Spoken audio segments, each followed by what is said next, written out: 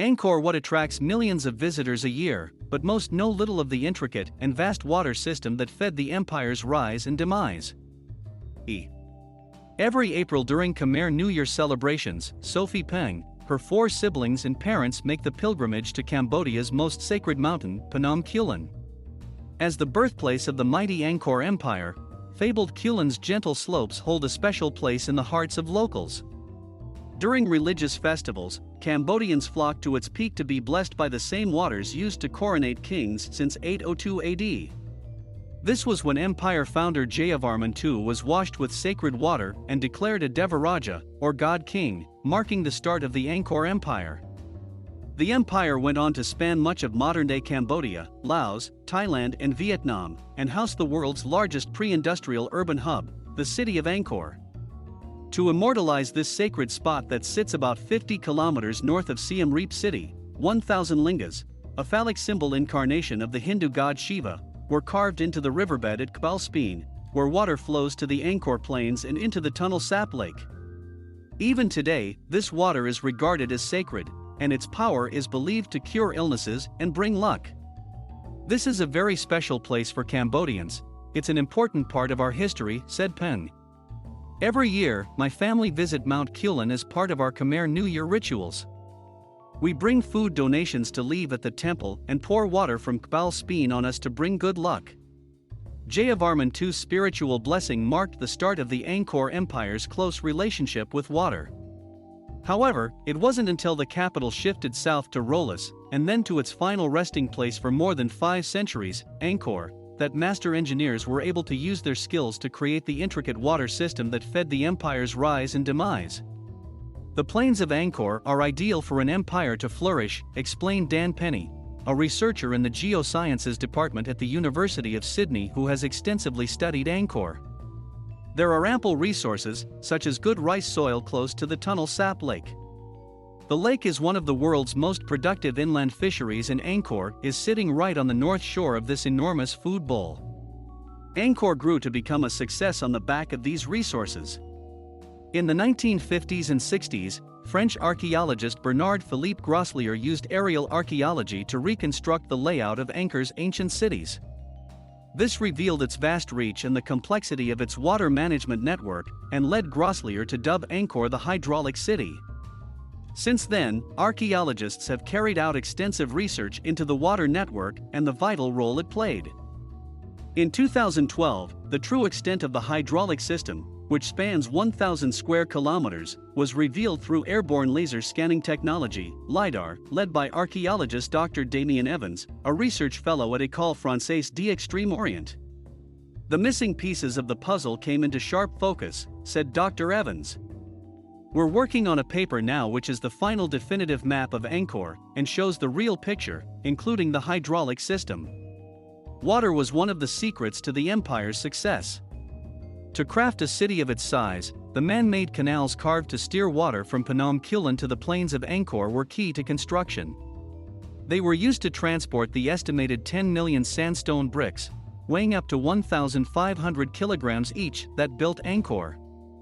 As well as ensuring a year-round water supply in a monsoon climate to support the population, agriculture and livestock, the hydraulic system feeds the foundations that have kept the temples standing for centuries. The sandy soil alone is not enough to withstand the weight of the stones. However, master engineers discovered mixing sand and water creates stable foundations, so the moats that surround each temple were designed to provide a constant supply of groundwater. This has created foundations strong enough to keep the temples stable and prevent them from crumbling all these centuries later. Throughout the empire's history, successive kings expanded, restored and improved Angkor's complex water network. This comprises an impressive web of canals, dikes, moats, barrages, reservoirs. The West Barrage is the earliest and largest man-made structure that can be spotted from space, at 7.8 kilometers long and 2.1 kilometers wide, as well as master engineering to control water flow. There are many examples of historic cities with elaborate water management systems, but nothing like this. Angkor's hydraulic system is so unique because of its scale, said Penny. There are many examples of historic cities with elaborate water management systems, but nothing like this. The scale of the reservoirs, for example. The amount of water the West Baray holds is incredible. Many European cities could have comfortably sat within it when it was built. It's mind-boggling, it's a sea. However, while it was water that contributed to the Angkor Empire's rise, it was also water that contributed to its demise. It's clear the water management network was really important in the growth of the city and led to wealth and power, said Penny. But as it grew more complex and larger, it became the Achilles heel to the city itself. Research reveals that in the late 14th and early 15th centuries, dramatic shifts in climate caused prolonged monsoon rains followed by intense droughts. These climate changes took their toll on the water management network, contributing to the mighty empire's eventual fall. The whole city was being slapped around by these huge weather variations, said Penny. The scale of the network and its interdependence meant the massive disturbance of droughts and people changing the system to cope, followed by very wet years blew parts apart. This fragmented the whole network, making it unusable. Further research suggests these weather shifts, combined with the breakdown of the hydraulic system and increasing attacks from the neighboring Siamese, caused the capital to shift south to Odong. The history books tell you the end of Angkor is because the Siamese overran it in 1431, said Dr. Damien. I don't think that happened. The evidence we have indicates it was more long-term. The pressure of huge droughts, the water management system breaking down, constant attacks from the Siamese, and the expansion of maritime routes all contributed. Regardless, once Angkor was abandoned, it was reclaimed by nature. While locals were aware of the ancient monuments, they were shrouded by jungle from the rest of the world until 1860, when they were rediscovered by French explorer Henri Mouhot. This sparked a series of huge restoration projects that continue today. In the last 2 decades, Cambodia has seen a huge increase in tourists flocking to Angkor Wat Archaeological Park to stand in the shadows of Angkor Wat, Ta Prohm and Bayon temples. In 2019, 2.2 million people explored the site.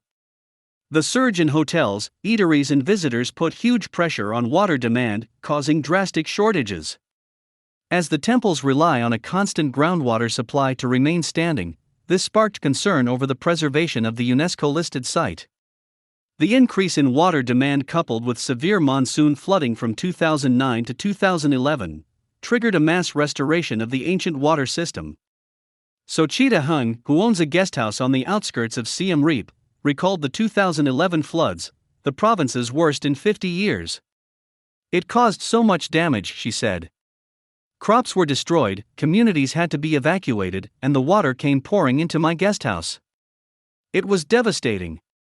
Headed by Apsara National Authority, which is tasked with protecting Angkor Archaeological Park, the restoration project has seen many of the hydraulic systems, barrays and waterways renovated, including Angkor Thom's 12 km moat, the West Baray and the 10th century royal basin, Sra Srang.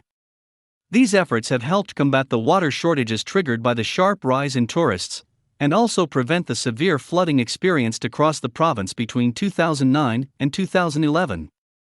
This means today, the vast system that dates back centuries continues to satisfy Siem Reap's thirst by providing a constant water supply, preventing destructive flooding, and providing the foundations that will keep Angkor's sacred temples stable well into the future.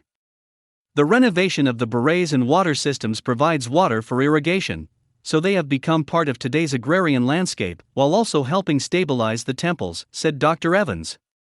It's truly incredible this water management system still serves Siem Reap.